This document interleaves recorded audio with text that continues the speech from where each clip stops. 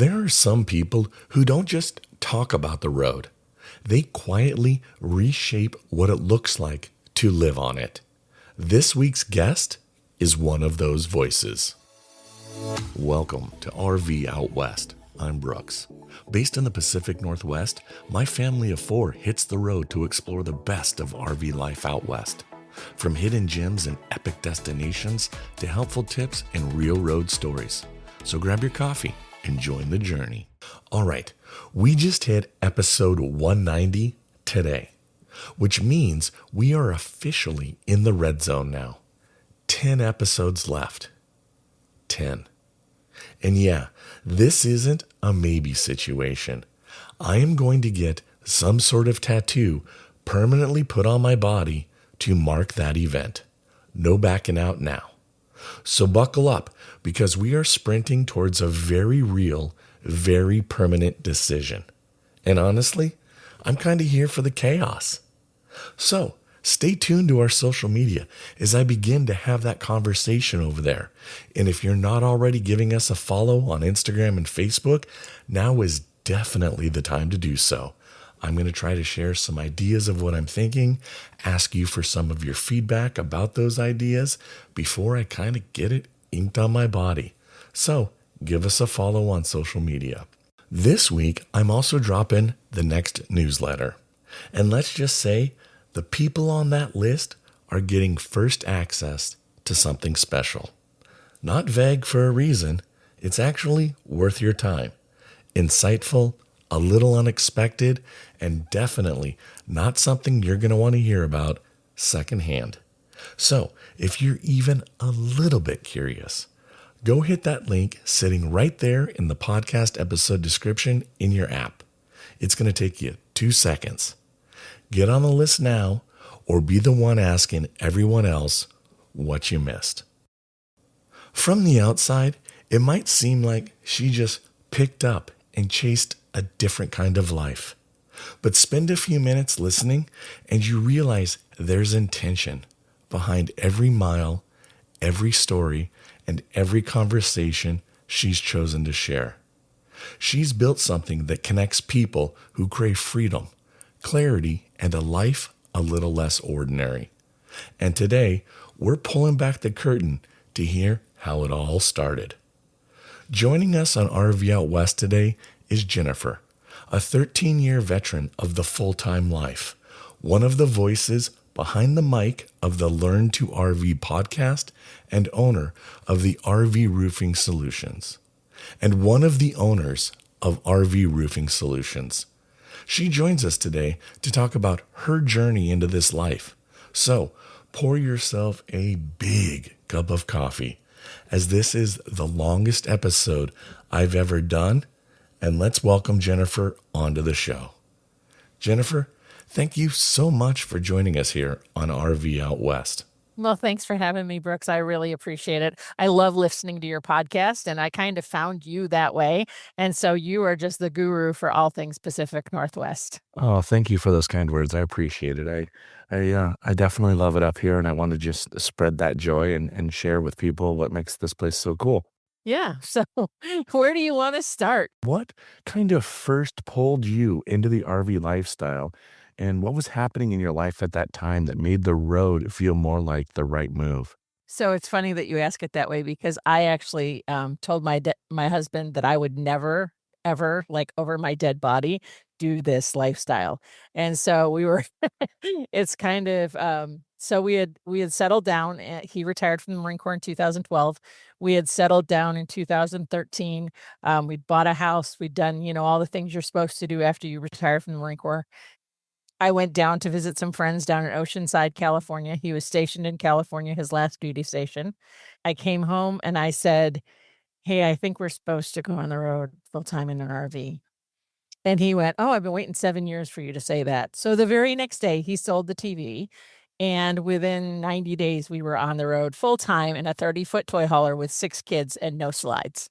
So what was it in Oceanside that made you, when you left, or when you went to go visit in Oceanside, but then you came home to tell your husband, you know what? Yeah.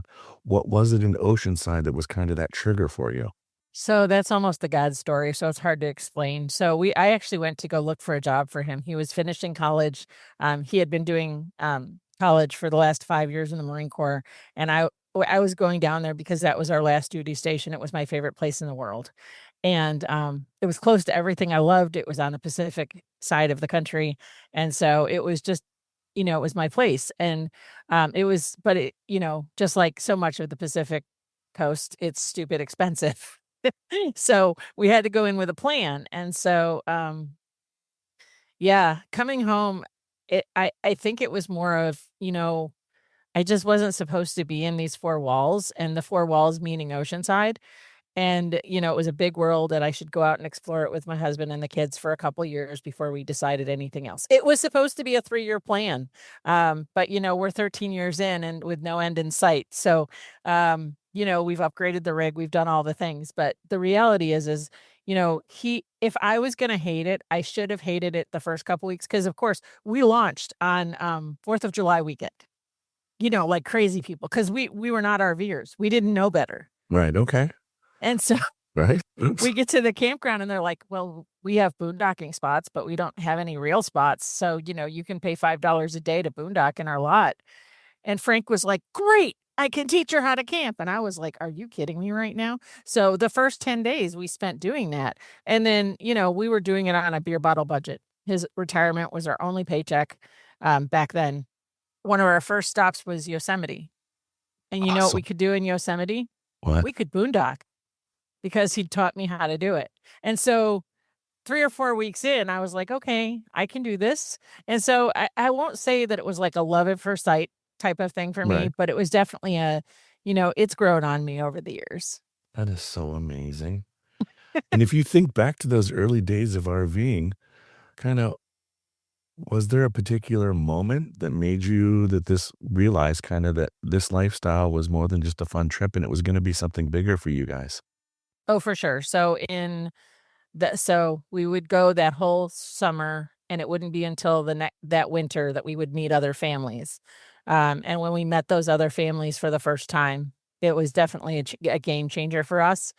And then we drove across the country back to the West Coast to Tucson to a full-time families road school rally. And I would say that was the defining moment for me, is we found people that we could travel with. We found people that we could connect with. And I think finding your tribe is very much a critical aspect of this. That's why I bought Learn to RV last year, is because connection is key, and maintaining, whether you're part-time, full-time, sometimes weekenders, if you don't have friends out there doing it, it gets old real fast. And it can feel really isolating too. So, Yeah. yeah. Okay. Well, your journey into that RV life has kind of set quite the stage for a lot of adventures. Yeah. And one region that has shown up in your stories on your Learn to RV website is that you've done travel in the Pacific Northwest. So I'd like to shift gears a little bit for a moment and talk about kind of what makes RVing in this corner of the country such a cool, special experience. In 2019, my girlfriend Leah said, hey, I'm hosting this rally for full-time families. Do you guys want to come? So a bunch of us said, okay, we'll go up the coast together. And so she said, yeah, we've got to be there by early June. And so because we work in the industry, I was like, dude, you're crazy. Do you know how much rain we're going to hit the entire way there? And she's like, no, it's not that rainy. I'm like, we can't work there until like July and August. I know the weather patterns. And so we left Southern California in like February, and, we came up through Klamath to pouring rains, and the banana slugs and the redwoods were soaked, and they were so happy, but I was so wet. Yeah. That's funny. We did the rally out at a park that's like a subsidiary of Thousand Trails. It's like a little backside one in the Thousand Trails out there. And it's a 25 person site, which is kind of neat because it was very secluded. And so it was very much just the families that were there. So it was a beautiful location.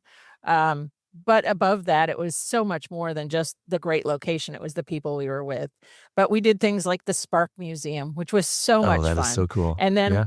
oh, I love the Yeah. Spark. It's probably one of my favorite museums in the country, That's up there in actually. Bellingham. And so if you're listening and you've never been to the Spark Museum, it's in Bellingham, which is a college town. It's a beautiful college town, great place to go whale watching. But more than that, it's just a fun town. There's great food, there's great, Yeah.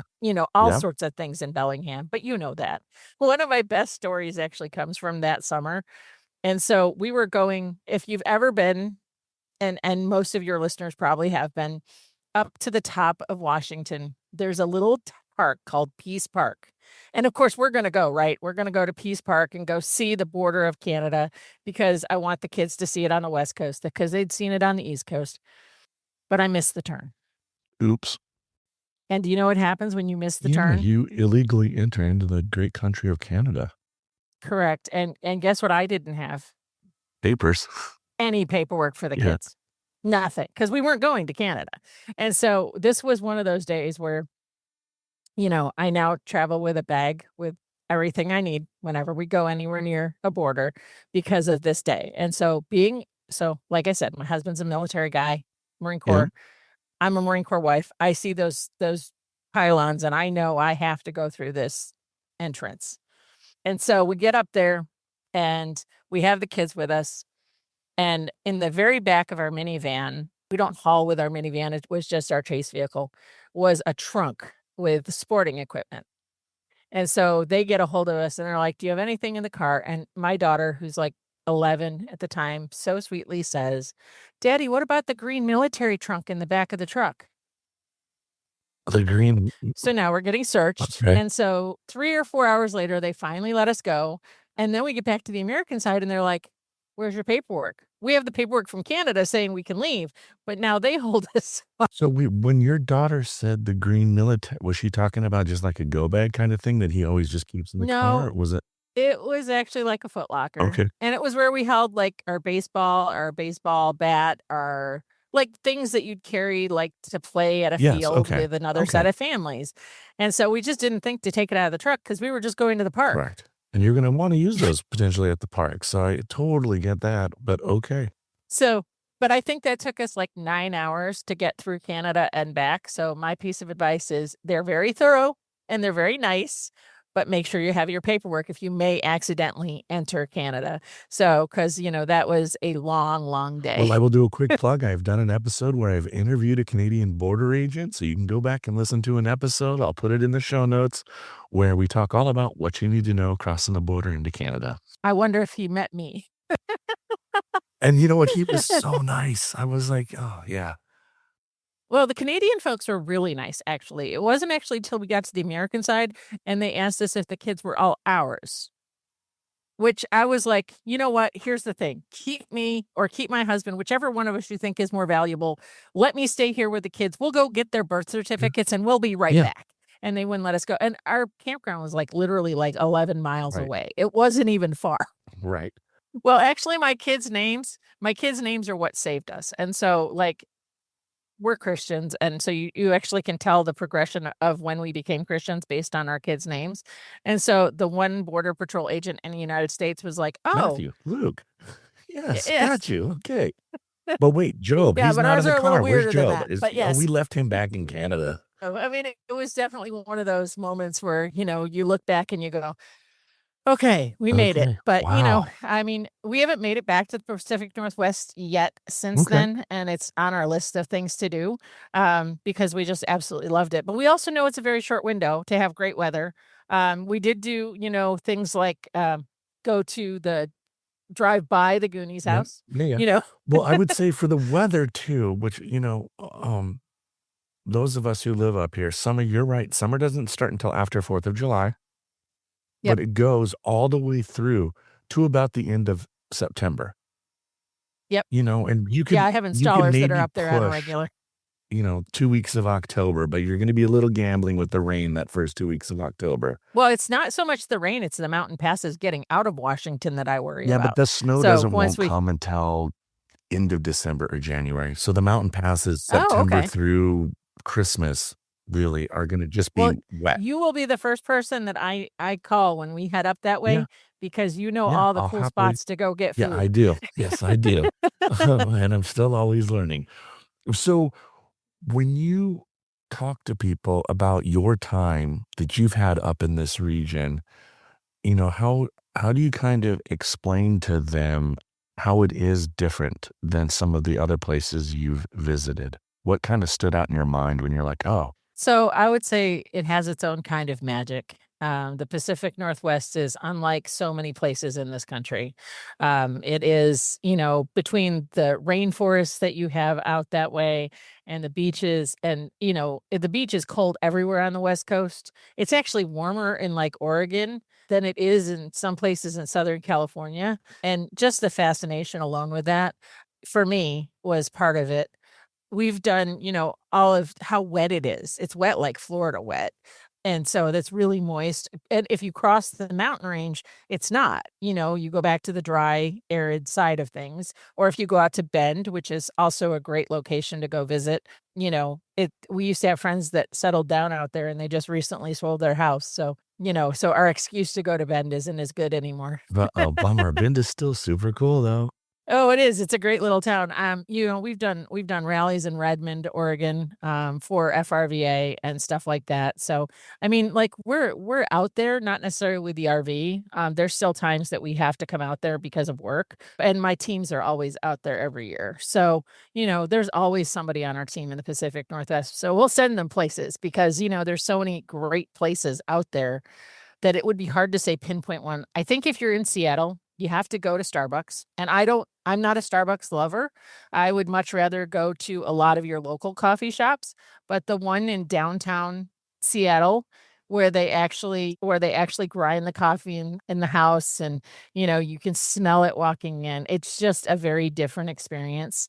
And then the market, if you got to go to the market, if you're Yep. going to not go anywhere, wander the market and spend a whole day Yep. there. You could easily spend 2 or We just 3. went as a family over Christmas break.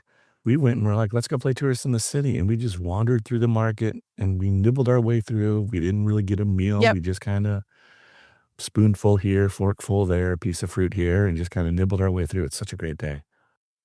yep. And I mean, the coffee places had try them all. Yep. Well, let me ask you this. Because they're all different. Yes, they are, and they all have their own unique roast and flavor and way they make it. It's incredible. Yep, It's a absolutely. absolute thing you could geek out on in any sense of the Well, and the bookstores, the amount of bookstores that are in your area are just absolutely fantastic. We spent hours just driving around exploring. And of course, there's IKEA and traffic because, you have two major cities kind of piled together in one location. And so if you can get out of the city and go up toward like things like Bellingham, I think there's some extra magic There's up a great that bookstore up way. in Bellingham, Village Books. Really cool bookstore. Oh, I missed Yeah, that one. really cool bookstore. Village Books in Bellingham. Put it on your list. Have you ever been to the Powell's bookstore? It's the largest bookstore in the world in Portland, Oregon. We actually were scheduled to go, but instead that day we decided to go up to, oh, the mountain where The Shining Mount was Hood, filmed. Timberline. Yes. So we went up to Timberline, and so we wandered around that day. We didn't ski because it was at the end of the season. It was like May 1st. And so my husband was walking through the snow, and we grew up in upstate New York. So snow is not unfamiliar to us. We just haven't lived in it in a long time. And so we're walking with the kids, and we turned around to Hezekiah, our teenager at the time. And Frank's looking at him going, "Hey, be careful where you walk or you're going to fall through the," Yep. and his leg is down at the bottom of the ice because it's so thin where he was. And so he was like one leg out, one leg in this hole. Oh, geez. And so, so know what ice melt can do. And so that's important to Yep. understand out Yep. there. And so, but that's where The Shining happened. And so they filmed the movie there. So it was fun to go see all of that. And so I think that's one of the neatest parts about traveling with kids. We still travel with 3 out of 7 of our kids. And, just the places that they've been to, on a map, It's an incredible they have a education. real different version of what geography looks like in their Yeah. world. It's interesting. My son starts high school in the fall, next fall. He's an 8th grader right now. Then we just went to an open house kind of showcase thing. And there's an AP class, and he was really interested in taking it. He won't take it his freshman year, but they were there, and it's called AP Human Geography. And so it's the study of how humans across the globe have migrated.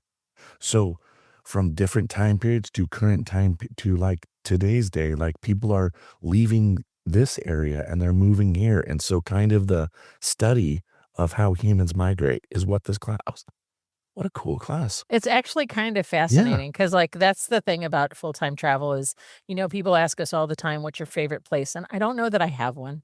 I have favorite Yeah. places, like, with things that, like, we go back to, a favorite restaurant, something more places that feel like home, like places that we go on a regular basis. That kind of happens more in, like, Texas, Florida, and Southern California because, in the wintertime, we spend more time in any one of those 3 states at any given Right. point. Um, but, and we circle Yep. Yeah, yeah. because it's cold Yep. everywhere else. So I have one final question about the Pacific Northwest. And you had said the last time you and your family were up here was in 2019. Obviously, you haven't seen it all. No, I don't think anybody will ever No. see all of everything. What is the one place that has eluded you that is like your absolute, I really want to see it, but for whatever reason, time, whatever the route you took, it was a place that had escaped you. What is that place that you're hoping to see? Oh, it's the national park up there. We have not been To there, Olympic and National so Park?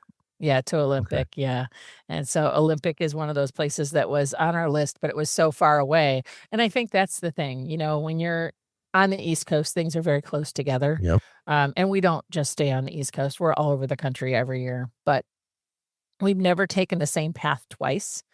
And so that being said, I think that, people don't realize, especially on the West Coast, just how far apart things are.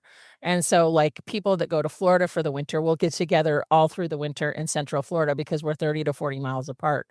But in Southern California, you have a different situation. That's also true in Washington. If you're traveling with your friends, you can be several hundred miles apart at any given point. So, like, getting together for dinner isn't as simple as 20 miles down the road. You're driving an hour or 2 between those 2 spots to see those people. And so I think that I didn't realize how far away Yeah. Olympic Yep. was from where we were gonna be staying that summer, and we just couldn't make it work before we had to leave. And so, It eluded you. Fair enough. it Yeah. Well, did, it you'll get did. there. You'll get there. So actually, we almost thought we were gonna be able to see our daughter go this year because she was offered a job up there and she turned it down. And so I was like, she knew I wouldn't be able to come, like, to with the RV, and so, there's just no way to make that happen this year. We're going. I But, have it on the calendar. We're all booked. We're going to the Olympic nice. National Park this summer. Oh, I'm gonna tune in for Yeah. that one. I hope there's a whole podcast I'm about sure there'll be it. multiple, but Good. yeah. So life in the Pacific Northwest is clearly shaped kind of a part of the way that you experience RV travel and the community around it. That perspective eventually led you to get behind a microphone. So let's talk Eh, about the moment you decided to become a podcast host and start sharing yeah. your stories with others. So starting a podcast is a big step. What inspired you to launch Learn to RV the podcast, and what gap were you hoping to fill for that RV community? So last year, I bought Learn to RV from my friend Doug Setzer, who owned it for many, many years. And that's our whole first episode on the podcast. If you want to hear more about it, that's a great place to start for that. But I wasn't looking to start a podcast. But in July 2025, I had lunch with a friend of mine who was one of my co-hosts who has moved on to new projects this season. And I said, we don't need to start a podcast. And she said, in my previous life, I was a videographer. I was like, "Okay."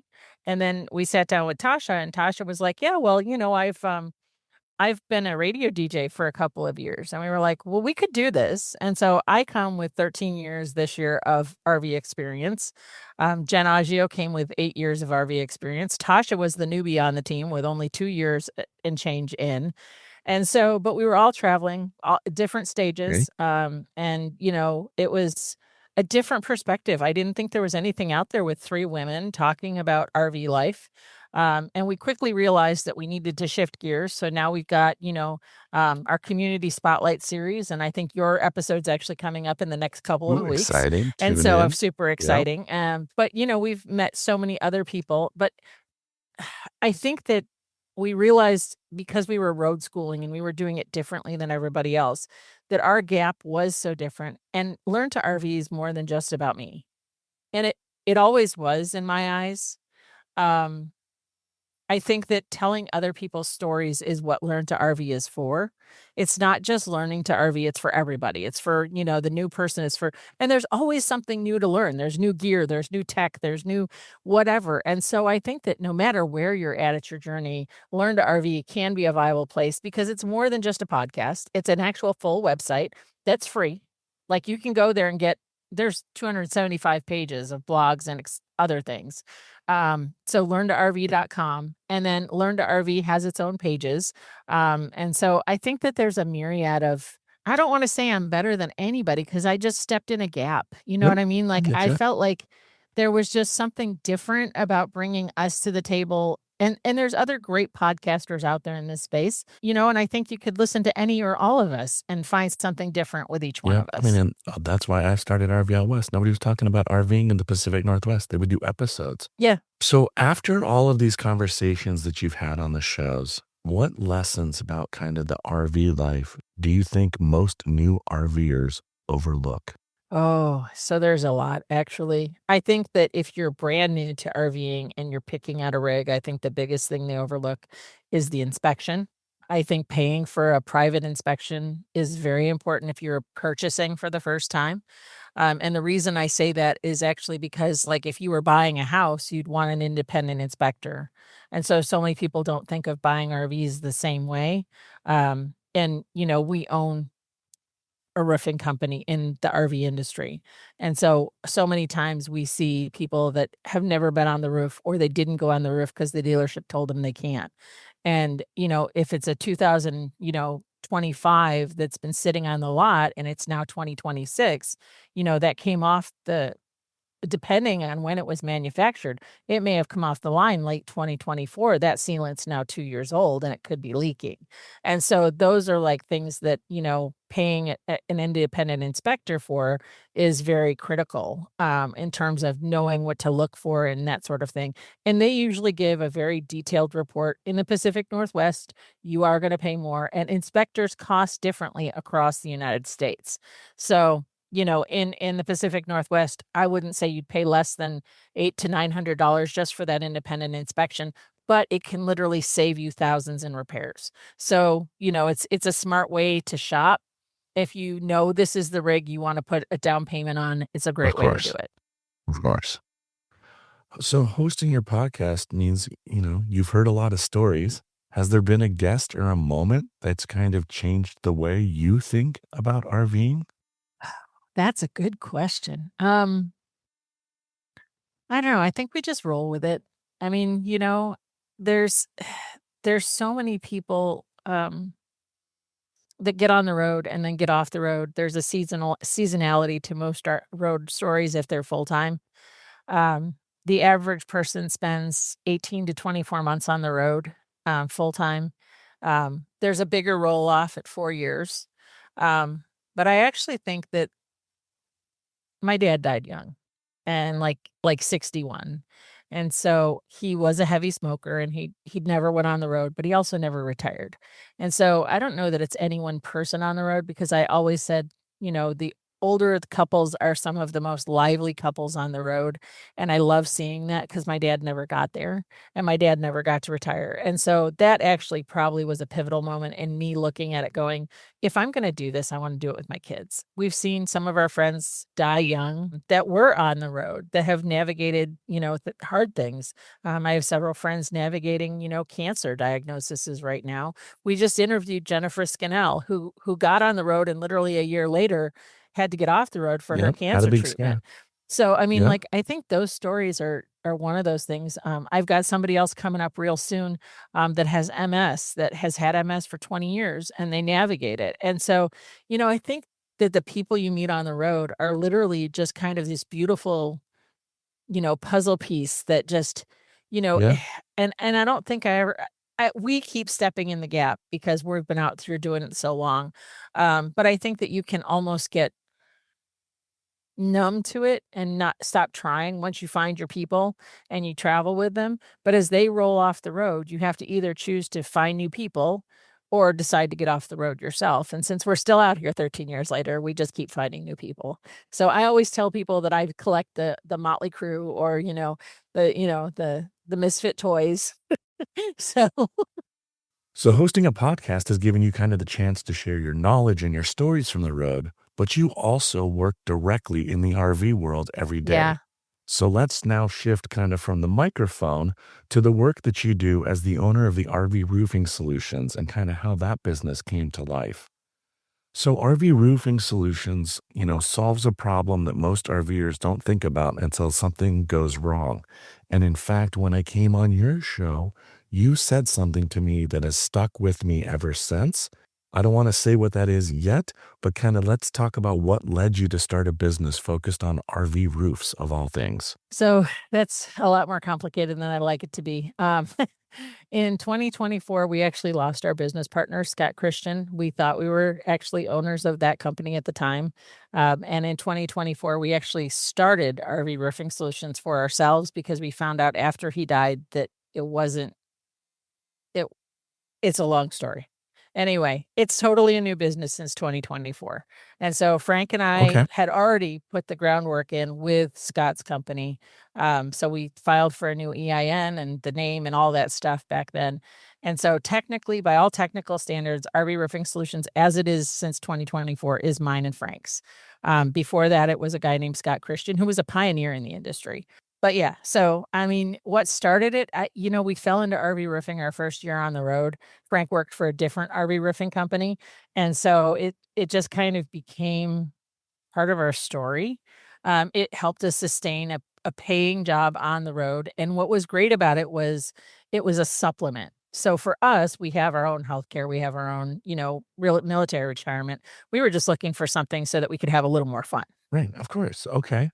What are kind of the most common roof issues that you see that RV owners could prevent with just a little bit more awareness? And I just want to say before you answer, like what I've been doing is I go up at the start of the season, like when I first bring my camper out, and then I go up again, October, November before I'm getting ready to put it away for its winter slumber. And I'll do my own personal inspection, but that's all I've ever done. And so I want to hear more from you. Like, what are things that people should be aware for and looking for, like some specifics? Sure. So, for starters, you should be checking your roof 4 times a year. You're doing a great job at twice a year, because most people don't even do that. Most people just trust that it's gonna be fine. You should remove and replace your caulking every 12 to 18 months in most cases. But what you're looking for is you're looking for dried crack sealant, areas that are pulling away, screws that are backing out. You don't have to have a system like our system, which is a maintenance-free roofing system, but you just have to stay on top of your maintenance. And the caulk is the biggest thing. The other side of it is a lot of people think tape is a permanent solution, and it's just not. So, there's lots of different tapes out there that can patch your roof in a short-term period to stop it from leaking if you hit a tree branch, that sort of thing. Call your insurance company right away if you do have an incident, because once it goes past the incident, they can actually write it off as not a incident, and then it's now on you to get that roof fixed. So there's lots of, little tips and tricks. We have lots of blogs actually over at RV Roofing Solutions that talk about different ways. If you're thinking about putting a silicone coating on your roof, all of that stuff I cover on a regular basis over there. Okay, great. And I'll just make sure that I link all of that in the show notes so people can go and read up on it. You had told me, now I'm going to quickly disclaim, but when we were on your show, you had mentioned that, like, if something had happened to your roof and you go to make an insurance claim, the insurance company is going to ask you, when's the last time you resealed your roof? And if you have a deer in a headlight look in your face, 90% of the time, I think you said something crazy, they're going to deny that claim.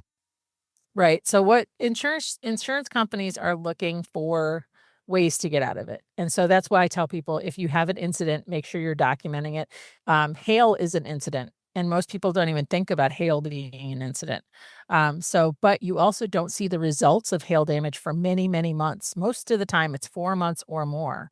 By the time you file that claim, insurance companies will often deny the claim because they're like, oh, well, there was no hail in your area last week. So if you have a hailstorm of any kind, pea-sized hail, it can do damage, and it's called microfractures. And so it will swell but the wood doesn't swell right away. So you have these teeny tiny pinholes in your membrane, and the wood starts swelling. And 5, 6 months later, now you have wood that's OSB that was normally this size that's now like much bigger. And so, you just have to be on top of it. And so, knowing the last time your sealant was removed and replaced is a big one. That's why I tell people it's 12 to 18 months. There's techs out there that'll say, oh, you don't ever have to do it. Keep an eye on your sealant. And the other thing that people do is they'll layer their sealant, and that's a big no-no too. And the reason it is because dirt gets trapped between the layers, and then you have a leak that you have no idea where it is. So those, if you're going to do it right. Peel and seal, take all your sealant off, put all new sealant on, make sure you clean the roof really well when you do that, and have a rag with some denatured alcohol so you get a nice strong bond with your sealant. Okay. And does RV Roofing Solutions offer roofing options here in the Pacific Northwest? Yeah, we have technicians that come up every summer. And so our system's a little bit different. It's a maintenance-free system, so you don't actually have to caulk your roof year after year, and it comes with a 10-year material and labor warranty. Okay, cool. So, what kind of what lessons has this journey that you've been on taught you about resilience? That's a hard one because there's been so many. You're in a rolling earthquake. Life is changing on a regular basis. I would say that, you know, you don't have to be wherever you are forever, in terms of that. So, like, I think that because RV life can change and life can change in a moment's notice, that you can be flexible, and you can look at the silver lining of everything. And I don't think there's a few places in the country that I'd say I don't ever wanna land, but the reality is that I think that you can make the best of wherever you are by digging in and finding what you need, finding the tools around you to get the job done, finding the right people to help you get to where you need to go, and there's lots of great people in the world, and so, I think that, not being afraid to ask for help is a big part of it for us, and I started to say, in 2016, we lost our engine on our truck, and it was one of those moments that was like it felt like a defining moment. Like, we didn't know how the money was coming in, um, Yeah, that can be because it scary. was Yeah. $22,000. It's a make it or break it point, and I don't want anyone to be part of the broke down engine club because it just, quite honestly, Yeah, it's a sucks. bummer. Yeah. But but the reality is, we had parked, and, like, that's part of the reason we have a fifth wheel is that, because even if something happened to my rig, I could park it somewhere. And for me, that was helpful. But we could spend the time getting the truck fixed, that sort of thing. And then, at that point, we could have just said, we're done. We'll call it quits here, except that we weren't done and we knew that. And so I think that, knowing that, pushing through camping life, no matter how you do it, has its own set of challenges. If you don't do the maintenance, it can leak. If you don't do the maintenance, the bearings can break. You could be a product of flame frex because you have too much stuff in your rig. It could be not your fault that you have flame frex. There's so many things out there that could say, I'm done. I just stop. But I think that if you really love the lifestyle of camping and you want to explore the world and you want to do it before you're too old to do it, then this is the right way to go. I couldn't agree more. Well, looking ahead, what is exciting you most about where you're heading and what's on your horizons? So, well, another big year again this year. We do a bunch of rallies for RV Roofing Solutions, but it makes me different because Tampa was a whole new world for me because I didn't go in as just a vendor. I went in as a creator too, and so that meant creator dinners and stuff. And it was definitely a different experience because I had to be two people at the same time. We do Hershey. We're at some of the bigger rallies across the country, the big national rallies for the company. But then what gives me a different space in this industry is the fact that we have Learn to RV. And so I think that, we're going to grow Learn to RV exponentially this year. Again, it's a community resource. So, I mean, we're not growing it just for me. And I can't do it without other people coming on, doing guest blog hosts, that sort of thing. We're actually going to be launching another series. So it'll be 3 podcasts a week because I'm crazy like that, called Beyond the Brand. And so manufacturers or people in the industry that want to share their stories from their companies, I'm looking for those right now. And that's very brand new and it's coming soon. We haven't even launched our first one yet. That's not a free service. That's actually a paid service that we're going to be Okay. doing, because I have a team that's going to be doing all the editing for those. So we're going to, it's going to be polished, it's going to be professional. And so that one's going to be a little bit different than our, weekly podcast where we just chit chat about, where the funnest festival is in the country. uh, The one thing you didn't say, though, when you were talking about looking ahead, let's talk about your travels. What are you looking forward to this upcoming season when you guys are moving and shaking and grooving and going places? Where are you guys going? What's some of the quick highlights that you're looking forward to? So we do a lot of rallies because we have to for the company. And so we are headed to the Perry, Georgia for the FRVA rally. Family RV Association has a big rally every spring in Perry, Georgia. We'll be there in just under 2 weeks. So that's the big one. This won't air by the time you hear that, but next year you can come to Perry. If you're on the East Coast, they do that because as the snowbirds start leaving Florida, they have a place to go in between going home for Easter. And then we'll be headed to Texas. We have kids in Texas, so we're going to go visit them. And then there's a full rally schedule that's slowly but surely building out right now. So we'll be all over the place. That's the thing is the last couple of years since we are the owners of a company, it's not always you want to go. Sometimes we need to go because what we do is it's a little bit different. We go to the rallies, do inspections, and then build out the sales for the teams across the country. And so, in a couple of years, I'll have enough show teams that I won't have to be at every one. But for the next couple of years, I think that we'll still be in it for at least the next 2 years doing rallies and stuff. But, the whole show calendar, I did just add a calendar. If you are hosting a rally and you want, either Learn to RV or RV Roofing Solutions to attend, there's actually a whole show calendar now on Learn to RV for rallies across the country. And so it's one of those things that I think the community's like the most beautiful part of this community. Like the community is the most beautiful part of this industry. And so meeting the new people and finding our friends. And I think that, I don't know. I mean, we're going to be exactly where we're supposed to be is kind of how it always works out. It always does. So for someone dreaming about RV travel, whether that's full time or just getting their first rig to get out with their young kiddos and tow behind a minivan kind of thing, but they're still sitting on the sidelines, what encouragement would you offer for them? So if they're looking for just part-time travel, I'd say just go do it, and I'd say go rent a van or something like that and test it out for if you're considering full-time travel. We actually have a whole episode on taking the leap to full-time life that was in season 1, which is a great one to go to just to listen to it. It was like almost an hour long, but it was all those questions that you have, right? But renting that before you ever step into that first unit, because most of us buy the wrong unit the first time. Now, we bought a unit we could afford, and I would say, don't go crazy. Your first unit if you're not sure, but at the same time, if you think you're gonna be in this lifestyle for a long time, buy the rig and the truck you need, because I think that that's mostly what we see the most is people buy an under rig, like it's less than what they need for full-time travel. And then they're, like, regretting it, and 6 months later, they're trying to upgrade and, they can't because it's a luxury item and it's depreciated so much. So, I would say if you're thinking about going full-time, that's the biggest thing is buy the rig you are dreaming of buying that you can afford.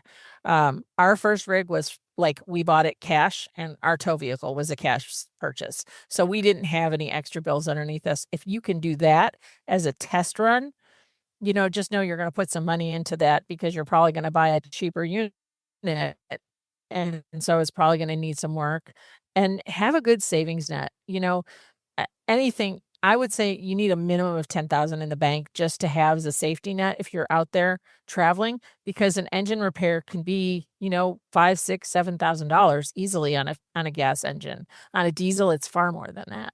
But, like, if you needed, like, your suspension rebuilt, you could easily spend 7 or $8,000. So knowing what that looks like, and being realistic with it, budgeting for travel. The other thing is people think it's cheaper. As a full-time RVer, I would greatly disagree because we're chasing, you know, we're chasing events, we're chasing, things to do. We want to be at Balloon Fiesta in, Albuquerque. Well, that means we're paying more for those sites. We want to go to Yellowstone in the summer. That means I'm going to pay $140 for a site. And so there are some realistic things that I think people don't think about going on the road. Can you camp for less? Absolutely. There's things like Thousand Trails and there's budget camping out there. But you get what you pay for sometimes. So you have to know that too. That's true. So where can people follow along on all of your adventures, and where can they learn more about your podcasts, your RV roofing solutions, business? So just where can they find you online, on social media, on all of that? Well, I would say you can start at learntorv.com. And so, and it's learntorv.com. And it's because all of the links are attached to there. And from there, you can find Facebook groups. You can find our YouTube. You can find our podcast page. It'll take you right to the podcast right off of Learn to RV. We're Learn to RV on Facebook, Instagram. We do have a separate area on the podcast. There's a separate group in Facebook, on Instagram for the podcast, for our campfire crew. There's no payment to be there. We are on Patreon. We did that so that I don't know if you have Patreon, but Patreon was more for everybody could find out when we drop new stuff. And so we have some extra stuff for our followers on Patreon, whole episodes. There's 2 extra episodes a month for our Patreon subscribers. And then all of the giggles and shorts from behind the scenes you get to see firsthand, that aren't out there in the rest of the world. Some of them are crazy. So, they're just nuts. Anyway, and then RV Roofing Solutions is rvroofingsolutions.com. We have socials. It is an old company, but it's not. And so that in itself is complicated. When our business partner passed away, he had given me all of the tools to run the company without the name on the business. So the reality is it's still the same website. And so it's super easy. I had been put as an admin in charge of everything. And so it is the same. So rvroofingsolutions.com. You can call. And here's the thing. If you just want to talk roofs, we're happy to do that. You don't have to buy a roof from us. We coach people all the time on how to do stuff. And so that's kind of our heart. People say that's not great for business. We understand that, but we also understand that we're real RVers doing what we're doing, and we've been doing it a long time. So we hope that helps people on the road, and that's just kind of who we want to be. We're a family-owned business, and we're going to stay that way. That's awesome. And so, Learn to RV is my heart project that's going to blow up this year, and we're very excited about where it's going. And there's blogs and all sorts of things. So hop over there, wander around. There's 275 pages to just kind of browse and peruse, and there's more added every day. Well, Jennifer, thank you so much for coming on RV Out West. It has been really a wonderful chat, and I really appreciate your time. Thank you. And thanks for listening. No, thanks so much, Brooks. Yeah, no, I love your podcast. Before you go, I'd love for you to sign up for our monthly newsletter. The first one went out about a month ago, and the next issue drops this coming week. So there's plenty of time to jump in. No spam, no fake news, just solid, inspiring Pacific Northwest RV information delivered straight to your inbox. And here's the kicker. In the upcoming issue, I'm sharing something with the newsletter crew before anyone else hears about it. If you want to be among the first to know it, this is your chance. You can sign up using the link right in this episode's podcast description or over at rvoutwest.com. Go ahead, sign up today, and I'll see you in the inbox.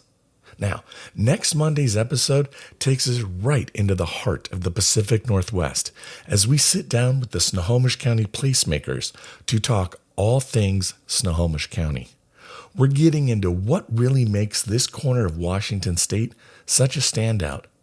From the cool little hidden places to the kind of experiences that keep people coming back. If you think you know this area, think again. You might just find your next favorite place to explore. Thanks for listening to RV Out West. Be sure to follow the show so you never miss an episode. And if you enjoyed the show, tell a friend and please leave a rating or a review. It would mean a lot. Special thanks to Scott Home Music for our intro song, We Are One. Follow us on Instagram and Facebook to join in on the conversation. Now, get out there, explore, and go see what's beyond the horizon.